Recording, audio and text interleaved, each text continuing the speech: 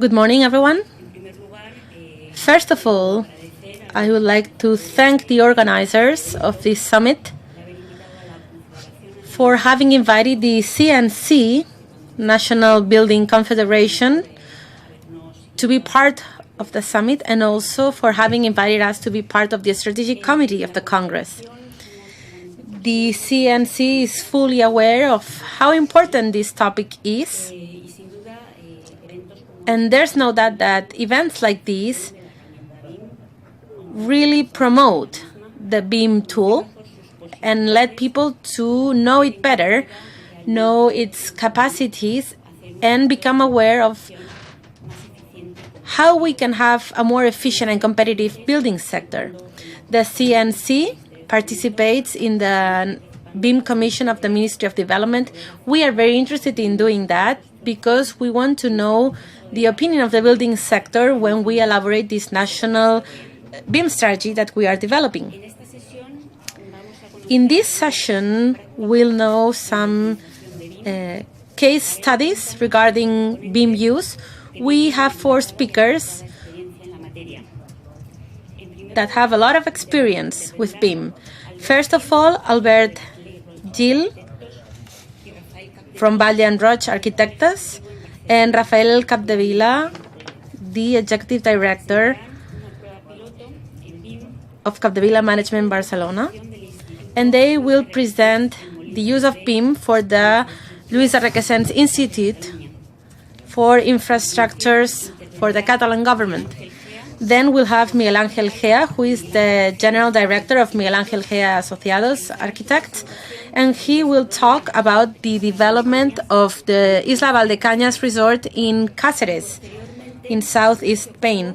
And then, last but not least, Ignacio Calvo, Director of Innovation and Development in Acción Infraestructuras, will talk about 2 cases of their company. One about the hospital in Nogales in Mexico, in another one in the civil engineering sector regarding the Sydney Light Rail project in Australia. So without further ado, I give the floor to Albert Gil, architect, who in 2013 promoted the implementation of BIM in his company. Right now, he leads 25 architects who are specialized in building, construction, and the use of BIM. For example, they have worked in the project of the mini study for Barça. They also have worked in the Port Harbor for the new cruise terminal, in the new Stradivarius headquarters near Barcelona, also a building promoted by AXA Real Estate. He won the Alejandro de la Sota Award in 2015, among other prizes, and he's member of the BIM Commission created by the Spanish Ministry of Development. Rafael Capdevila is a technical architect. He has a broad experience in project management and project execution. Since 2010, he has been intensively working in developing architecture and urban planning projects in BIM environments. Good morning, everyone. Thank you for your time. I will basically introduce the part of this project we made, the Luis Requesens Institute in Molins de Rei, near Barcelona. We have performed this project with BIM thanks to Infraestructuras.cat, which is the public administration in Catalonia responsible for the project. And they were brave enough at a moment when the building sector didn't really show very positive prospects. So the role of public and private administrations is really important in situations like this to move forward and improve the production capacity and also research in our country. This project, together with PG Engineering and Static, we won, and we had enough BIM knowledge to do the project with BIM. So we won the competition. And I like to explain why we have decided to implement BIM in our office. 3 years ago, it was not that common, but our background is the following. We had many projects that were reviews, we had many partners, we had very short periods of time to carry out the project, and that required many changes in advanced phases of the project. That was very complicated, basically. So we decided to use BIM not because it's a trend, but because it gave answer to our needs. So we believed firmly that BIM would help us to move forward and progress.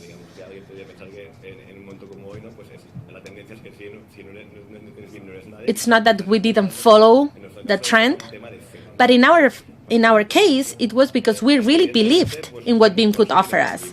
So what have we achieved so far? We have more documentary consistency in our projects than in the past. Also, we have better coordination between the different disciplines in the architecture field, and we understand better, and all the stakeholders in the project understand better what's going on. We also obtain very exact measures from the building, and we can update them in real time, and we can have a very controlled change management. We know we can make a change, but we are not forgetting anything because everything is consistent in a single model. Regarding this project, we are currently working on the works, and things are going really smooth. The project was done using BIM, as I said. There are 2 annexed buildings. We have a main building and some annexed building with the dining room and the gym. There are also some playgrounds around the buildings. So we have 3 disciplines working in a single model. And of course, some important synergies are created and we need to control them. One of the most important changes for me has been that for me as a project manager, I demand my collaborators in other areas to be precise. And precision, being precise is very important for BIM. Things need to be exact. That means that we follow exact measurements. So basically, the structure of the building tells us what possibilities we have. Another important aspect I would like to highlight is that, as the first speaker said, the prefabrication is really closely linked to BIM.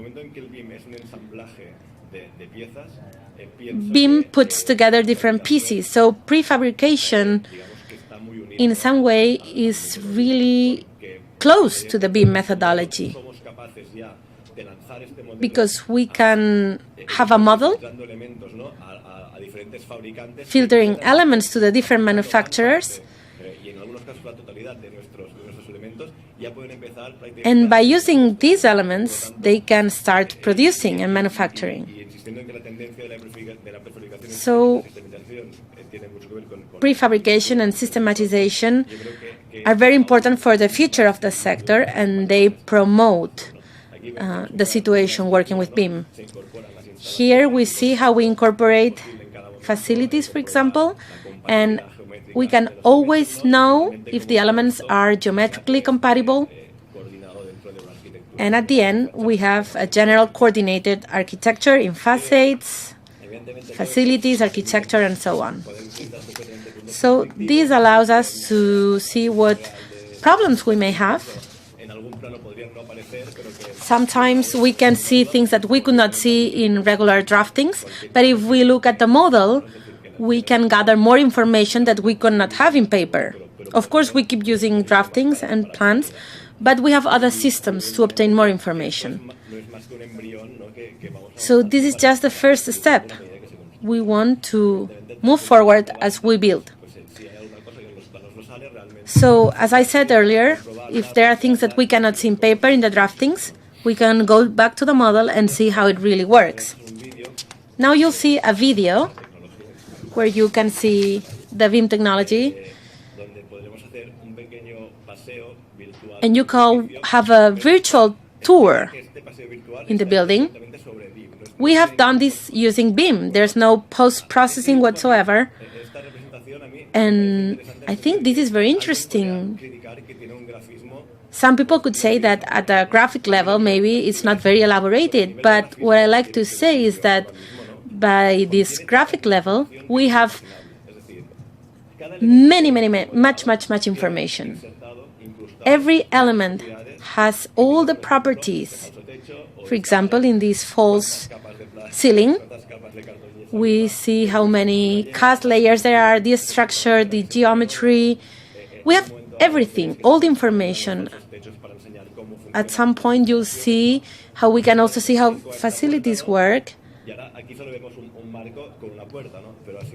Here we see a door with a frame. But here, for example, at this door, you see if I choose another view, I have all the information about the door. Measurements, kind of puller, the keys that it uses, everything is in the model.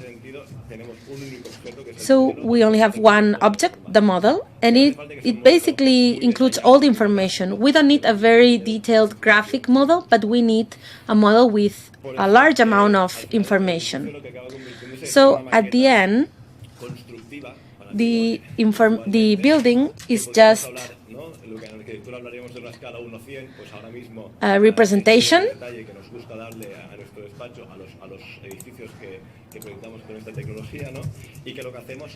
And what we do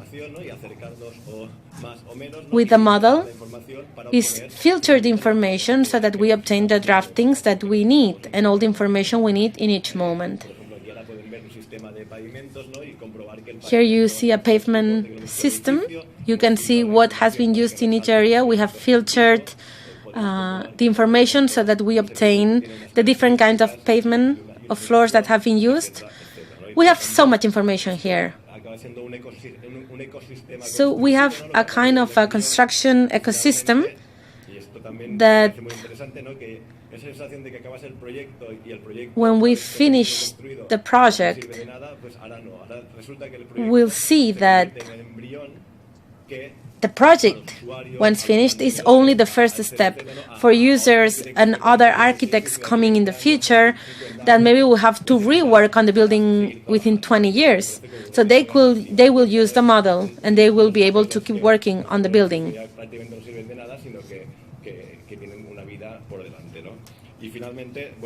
Finally, we think that BIM is a new paradigm. It's a reality that improves design processes. It makes them more consistent, more exact, and better coordinated. And our objective as architects is to have, it's not really to make BIM or just use a software because it's the last trend in the market. We look for excellence, and we can only achieve that by doing good buildings, but that's not enough. That's for granted. What we need to do is having the whole process, from the design to the works. Every step needs to be perfect. And we are convinced that excellence cannot be achieved without BIM. Therefore, excellence and BIM go hand in hand. Thank you very much.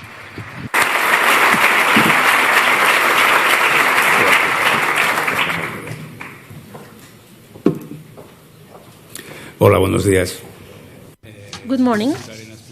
I will talk about the executive production of the works, and I would like to say how we got the works. We did the competition, we won it. But basically, I want to say that it's been a traditional process.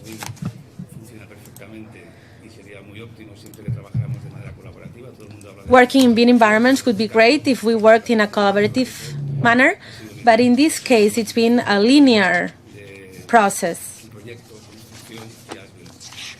We have a construction project and an as-built project. Therefore, we had to find a way to be able to work on it. Our role as technical architects and executive producers of the works was to know to which degree we are able to get all the information from the model and we are able to process and make the most out of it. Here we have some information on how we got the information about the project. It arrived to us in the Revit 2013 format in 3 coordinated models. The other information about the project came in the traditional format, PDF, Word, AutoCAD format. Budgeting and measurings, works planning, and quality control plan came in TCQ format. And then we had some Access and Excel checklists for auditing. For me, as the executive director, BIM here is only represented by Revit. When we got all this information, the first thing we did was to decide what software we needed to use. We got a lot of information, so we had to make the first decisions. Another big question, how is the information structured? It was a traditional project, so we didn't really have a structure. We had to process all the information because it was really hard. We didn't really have all the structure until the moment when we started working with a construction company. We'll talk about the BIM execution plan that basically gathers all the rules, but when we started, we didn't have the BEP. As I said also, traceability and all the files that were delivered, it was difficult to keep track. We used the traditional methodology regarding audit, and we used a 3D model to understand some aspects. But basically, in this area, we worked in a traditional way. Then we had to think, can we simulate the project? In our role, it was very important to do something that could be simulated. Many architecture offices are implementing BIM as a management tool in order to manage quality projects. But they just stay there. They don't do one step further. And we need to think, is the model structured enough so that we can use it? We have very good projects, but if we need to manage that huge amount of data, we would need some rules so that the project can be simulated. We are actually doing it, but it's been some additional work to what we originally had. And is the model understandable? Well, as I said, it was tough. It took us some time to understand and process all the data. And once we did it, we could work with the model. As the executive director, some of the 4 things I had to do with the software. For the works, technique, and execution, we used Revit, Navisworks, and Tekla BIM site. We were able to manipulate and analyze information and basically detect what information is not relevant for the works. Regarding quality, we used the same kind of documentation we used up until that moment, but we associated it to a 3D model. We used this software, Tekla BIM site, and then at the end, when we finish the works, we can just deliver one single file so that the final user or the person doing the quality control can just navigate through the model and choose the aspects where there is relevant information, technical sheets, and so on. We still work with TCQ, of course, because it's traditional for works management. Regarding time follow-up, we used Navisworks. We only used simulations for the stages in the works that we needed it. We don't aim to be a Hollywood producer and use the last visual effects. We just use simulations where we think it's useful.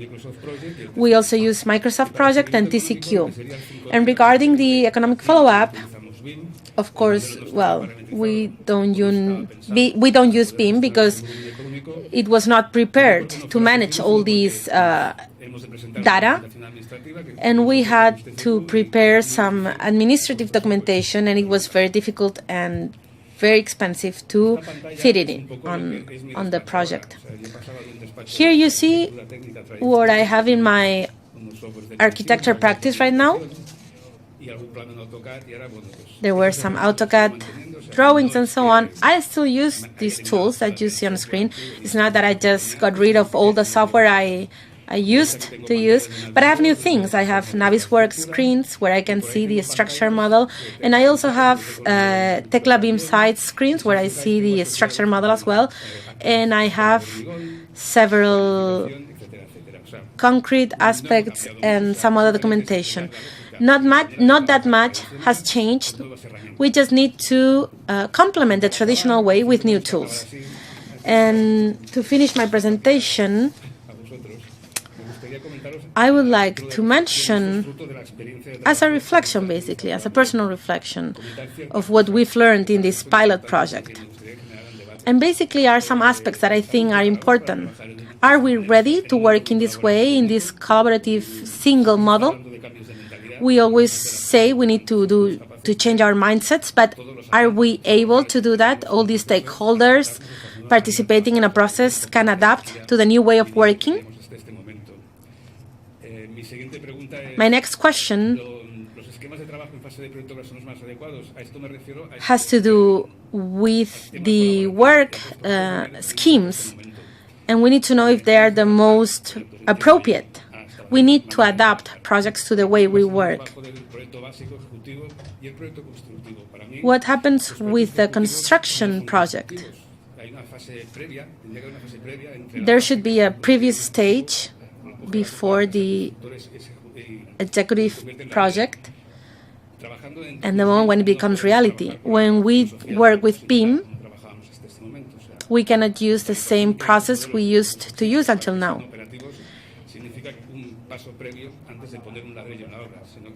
Before we go physically work in the building, we need to do some previous work. Also, the fact that one question I have is the fact that we move from a limited space in a drafting. That's how we worked. So we are moving forward to an infinite space of data. Things have changed with BIM. We have so many possibilities that we need to know what's the limit. We cannot really computerize models to the infinite because it's not useful. As I said, we don't need to be the experts in BE of Hollywood. We just need to know how buildings work, and we need to use powerful tools to do what we want to do. Otherwise, we will get lost in translation. Of course, this will imply new contract models and schemes. Transparency is needed, and well, maybe it seems very complicated, but that will change the way we work. Also, budgetary models need to change. Do we need to adjust the budget, or it's the other way around? You know, many people say that measurings and budgets are automatic, and maybe it is, but everything in the model must be measurable, unless we connect something that doesn't exist in the model and that we need to perform in the real works. So what do we need to do? Do we need to adapt the budgets, or the other way around? We need to reach an agreement. Another thing, we need to look at the building process as a global thing. We've talked about the project, the exploitation, and I think most professionals, even if we say we think of the global projects, we are focused on the project step and construction.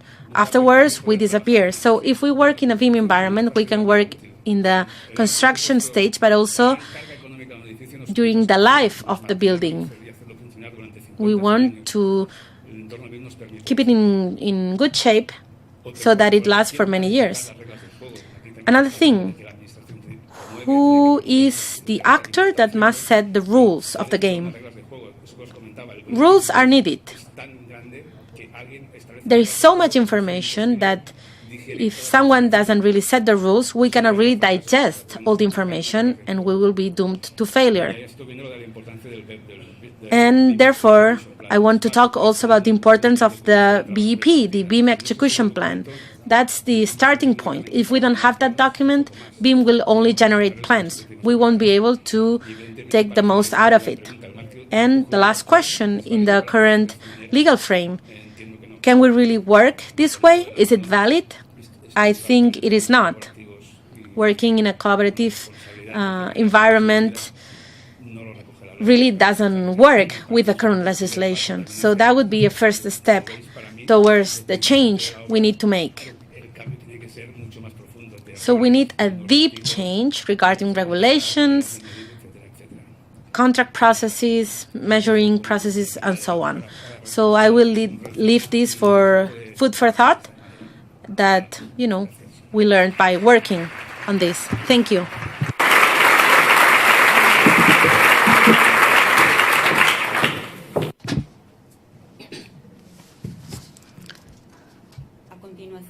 So now we are going to give the floor to Miguel Angel Gea. He's architecture. He graduated from University of Navarra. He's worked at the School of Architecture in Navarra. In 1977, he founded his own firm in Seville, carrying out a wide range of projects of all kinds of dimensions, construction projects as well as city planning. He's participated in competitions and won several first prizes. For example, the Service Buildings website Expo 92 in Sevilla, he won the first prize for that. And he's focused on the regions of Andalusia and Extremadura, where he carried out big residential compounds and tourist resorts.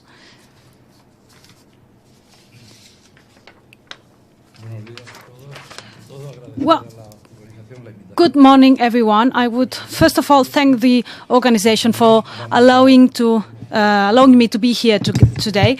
And with no further delay, I would like to talk about this resort, Isla Valdecañas, carried out by our firm. And we implemented BIM back in the year 2004. And we had to cohabitate with the pre-existing system until 3 years later we did the final transition to BIM. So nowadays, BIM is the only technology that we use. Our whole system is based on BIM. So I'm going to explain, going back and forth. That means that I'm going to begin with the results of this project, and then I'm going to give some details on the materials that we have used.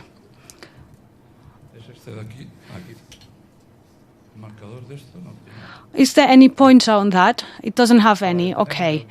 Anyway, so we have a medical hotel, we have a spa center, and we have the rooms. And it's interesting because the methodology, it's identical for all facilities. So this tourist resort is located in the region of Extremadura, about 1.5 hours from Madrid. The resort has a surface 133 hectares, close to the Valdecañas Dam, which is the Tajo River. And this means that water film of 7,200 hectares. And it's surrounded by a spectacular landscape. It's quite next to the Sierra de Gredos, which is a natural park, also Monfragüe and Sierra de Guadalupe. So the agents in this project, we have the promoter, Marina Isla Valdecañas.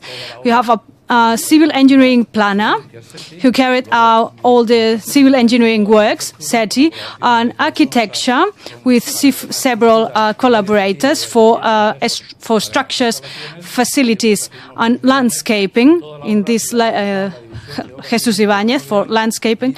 And then the constructor, civil works and building carried out by Ferrovial, and the total investment goes up to 200 million euros. So the result is what you can see on the picture. Well, this resort englobes a hotel medical spa. We have a hotel golf together with the golf course. We have an artificial lagoon next to the swimming pools. Then we have the different villas.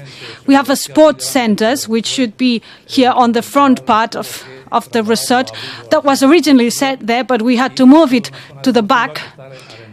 And right at the entrance of the aisle, we have the sports facilities. On the bottom part of the aisle of 80 meters, more or less, allowed us to establish some banks of an 11 meters gradient, so that all villas would have a view over the area. The surface is 200,000 cubic meters of water, and that's all the surface that's been constructed on the water. So starting from the hotel medical spa, I'm going to talk a little bit about the results and the steps that we've carried out to study that. But as you can guess, we've managed a great deal of information to finally build all the buildings. So hotel medical spa, you can see here the structures. We use different structures for the bankings. Then we have the golf hotel, which would be located right in the middle. And also the club, the golf club is there. You can see here the building already carried out. And here you can see the different structures when we were studying about positioning, geographical location, orientation of the buildings, and so on. Here you can see some areas of the golf course. Some more views from the Gredos mountain area. That will be the swimming pools areas. As you can see, this is really complex because we tried to make the architecture landscape integrated. And in order to be successful in that, we had to study the whole complexity of the area. So you can see here some designs and pictures of the territory and the area that has been constructed. Again, the swimming pools and the artificial beach. And from the water reservoir, the water is sent to the swimming pools, so that we had to establish some kind of filter and set up a water station, which costed quite a lot of money. Here you can see some modifications in the swimming pools areas. That will be the sports facilities. Again, swimming pools, paddle, football, horse riding. That will be right at the entrance. So the beach. And that will be the villas, the integrated villa. You can see the villa in the lower part and another villa on the top. And they have a view over the water reservoir. So again, some views of the villas, the final results.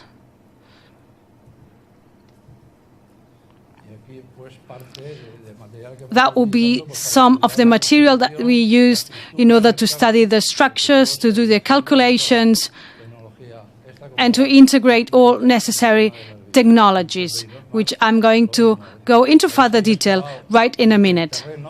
So here you can see we change the territory And before we do that, we had to see if the villas would fit into these hollow areas or not, because we really had to adapt the landscape. These, the apartments and or commercial area hasn't been executed yet. It's in construction or in building phase. So the first picture would be would depict the current situation, and the other one would depict the final result that is expected to be achieved. So now I'm going to explain you a little bit more on the methodology. It's more specifically for the hotel medical spa and the rooms in it, so that you understand the whole process behind the construction. It has 116 rooms, 29 suites, and it has one floor on the territory, on the surface, and the rooms are on different banks. And then we have a transversal garage or parking spot, and we have a wall which is supporting the whole building. So here you can see the rooms.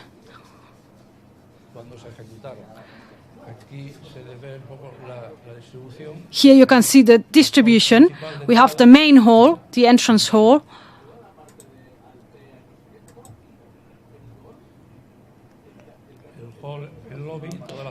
Again, the hall, the lobby, the room areas, which is quite behind. And in the front, we have the medical spa area in 2 levels, which is on the other side. So that will be the file structure that we work with. We used Alplan. That was the application that we used for all applications regarding facilities calculations. We also used DSK and BIM software, and Solid for the IFC, and Synchro for the planning. Here you can see that all the material that you can see here is the material that has been shown to the property. And it's you can see some sketches and drawings to put together the ideas we had in mind. And the basic project would have this format, would look like this. And then the property could make the necessary decisions on that. So we worked on the basis of the basic project, and from then on we are evolving, and then we become the budget magnitudes and other data. So more screenshots and drawings. That would be a picture on a scale of 1/500, and that would be a basic scheme of all the courses and structures, considering the needs of the property, and so the property could take the necessary decisions on what they had in mind for this project. Here you can see developing plans. In this stage, of course, and we don't have any constraint in FGZ or FGA, because depending on the land and the surface, we can adapt the model. That's a 3D PDF. We presented that to the property so that decisions could be made upon that. So that's actually what we presented, 3D PDF. Some studies that we did about the communication among the different rooms, and that would be the real situation of the structure with the real conditions of the soil and the land. And after that, the central structure, that would be some drawings made with BIM. And those are the drawings that have been used for the works. And when Ferrovial executed the works, received all these materials, everything that you've seen here, and they had to check that everything would fit and was mistake-free. But they didn't know that these materials had been developed according to BIM. But for us, it was a great methodology that allowed us to find a quick solution to the problems that might arise, and that at a time when BIM was very unknown in Spain. Here you can see the final result. That's a report generated automatically by the application. But we couldn't work with that. We had to convert it to a measurement program. There are some links to do that. We've used them and improved them so that no information, no data would go lost. And here you can have the definition, the perfect definition of the whole project. So that's the system that we have been applying to our projects. That's, again, working material. When we're defining the rooms, there were changes that had been made. And internally, because we were working in a network, we would make the necessary amendments, we would resend it again and make drawings, because the client asked to have these drawings. Also, distance was a key element to be taken into account. Again, a drawing of the rooms that have been the reference for the final building. And here you can see an animation file which really corresponds to the real situation. You can see again the rooms, the structure, support structures, and here everything that included the rooms. They were really complete. They have climatization, they have heating. So you can see in green the air system, air ventilation system, and then climatization and heating system.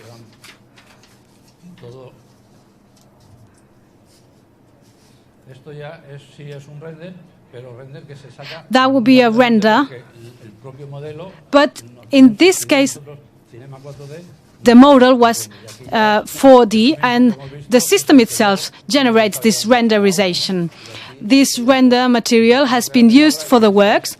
That's a picture of the rooms while being constructed, and again, and that's a real picture. That's not a render. So that's a real picture of the final result. So here you can see the different levels, challenge that we had to embrace. You can see different terraces, and we have all the terraces in different gradients. So so far it would be a quite summary of the project. Thank you very much for your attention.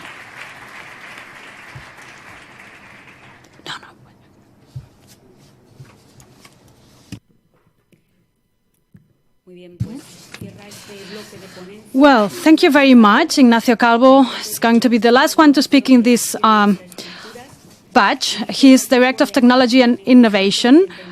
He manages a team of 160 researchers divided into 5 research areas, and currently he's developing a series of relevant projects in materials infrastructure, underground construction, railways, offshore structures, maritime works, roads, energy efficiency, and BIM projects. Ignacio Calvo is also in charge of R&D department of Mosostal, Poland, and Canada.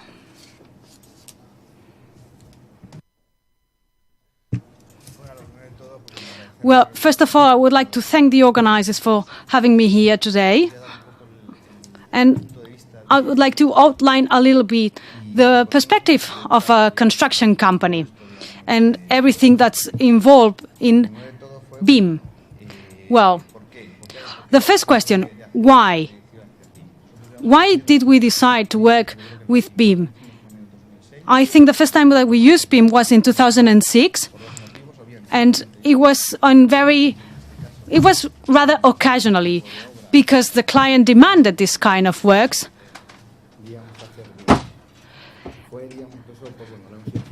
And from then on, we did that, as I said, occasionally. But by the end of 2014, we decided to implement it throughout the company. And why? Why did we decide to do that? Well, there are many reasons, but I would like to highlight two of them. First of all, it has already been mentioned by some of my colleagues in different presentations. And it's because it's a requirement that it's imposed to us by the customers and the specifications. And of course, that was one of the reasons. As I said, again, from 2006, we've been working with BIM occasionally. We've been training the team. But the main reason for going for BIM is that it allowed us to improve the works management. The client is going to receive an as-built which is going to allow him a better asset management. And how did we implement, or how do we see that from the perspective of a construction company or building company? Well, it's an intelligent technology. We consider it to be a database. It helps us in the managing. It allows us to have all elements under control. We've been talking already about planning and so on, and cost budgeting. So this database supports us in all these tasks. How was the process? Well, the first thing that we did, the initiative came from up in the company. It's not a technology, it's a philosophy, it's a work philosophy. And we created a BIM group, which is led by our chairman. And we always bear in mind the strategy definition and the BIM strategy and the technology that is required to support the whole project.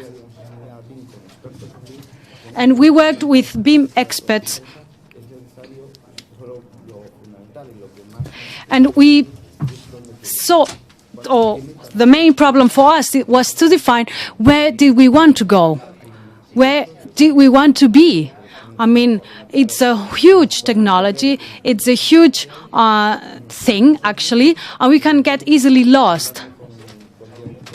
And we talked with Horacio and other colleagues, and we said, okay, we have to establish the goals, and in order to make all the machinery gear up. So first of all, it was really important to set our horizon, our goals. On a second step, each country, each management unit has a responsible person. Each region has one, and so on. And with this organization, we defined this BIM strategy. All together, we developed a strategic plan, and we set it up. We implemented it. In this definition process, we also picked 11 works, which would be the first 11 prototypes. We did that because we wanted to have 11 real cases in order to build our methodology upon them. We also said that at Acciona, we didn't want, or we were convinced that the know-how was outside. So we had to look up to the UK, for instance, and ask them to show us how to use BIM, how to build using BIM. So we had to really learn. And the whole development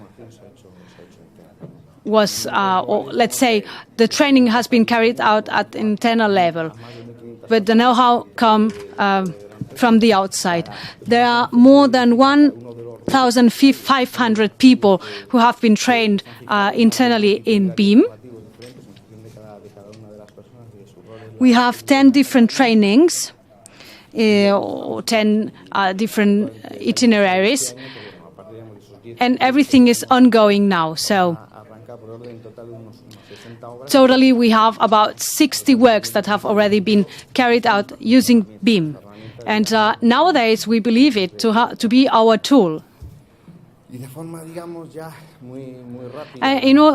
Just very quickly, because I don't have much time, I would like to give you two examples. The Nogales Hospital in Mexico.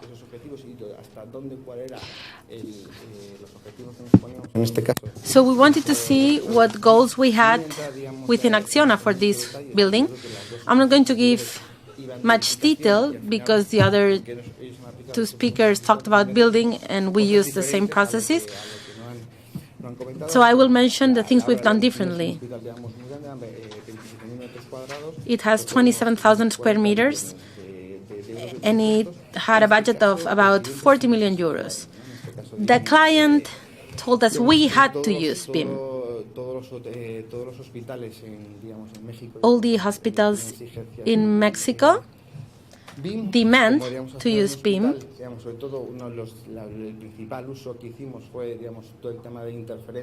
The main use we did was to study infrastructure and interferences. And basically, the implementation process required training for the people working on it so that they could start working with BIM. Here you see different details. I will not really talk deeply about it.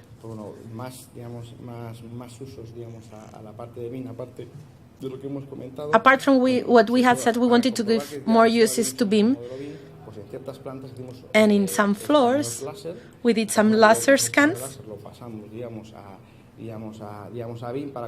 And we translated that into BIM to check if our model was the same as we were doing really. So here you see the facilities. It is one of the main hospitals in the area, so we see all the planning section. Here you can see different pictures, and before we move to the next one, another special use was that we worked with the sanitary personnel, not only regarding simulations to get all the measurings and interactions and possible problems, but we also worked with them to design the rooms, the beds, the surgical equipment and everything. So we wanted to see if it fit to their needs. We even worked with them about the location of fire extinguishers. And here I have another example. They are less common, but it's an example of civil works. In Acciona, we do civil works and also buildings, but the largest volume of business, about 80%, is civil work. So we are working on the light rail, the Sydney light rail in Australia. It's for the project and the works. The project is about 2,100 Australian dollars. And apart from what we have already said, the main difficulty we had was that we had to work with 5 engineering companies. And of course, each one had their own software and their own way of working. Some they were used to work with BIM, some others were not. So the first phase we had to define very clearly the BIM execution plan. We wanted to define the working platforms. This is the famous common data environment. I cannot really get into detail about it, but that was the most difficult part to define so that we could work in a collaborative way with the 5 engineering companies, but also with the client. And also we are trying to study now how we can work with this model with our subcontractors.